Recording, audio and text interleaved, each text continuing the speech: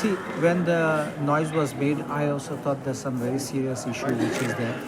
And I thought that it's better to come and verify this and inspect, because unless we come and see how it is, we can't assess just on the basis of photograph or some reports which are uploaded sometimes in the social media and the newspapers. Yes, it's a correct thing that the press did highlight it, the press did bring it.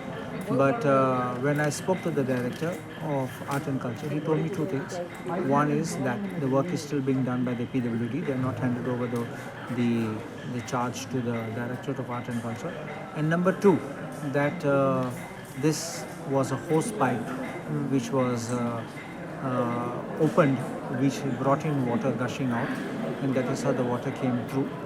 And the seats got wet, a few seats got wet, and the floor also got wet. And he says that when they hand over, they will be checking it thoroughly. And so I also told him that if you don't, it will be responsibility on you thereafter, whatever happens.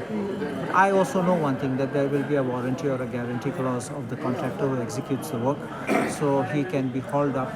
I've also asked them to make sure that they make sure that that guarantee or warranty clause is alive, so that it should not have expired some time back. So you have to extend it if necessary, because there were extensions of the work contract which were there. So it will be upon completion of the work and upon handing over.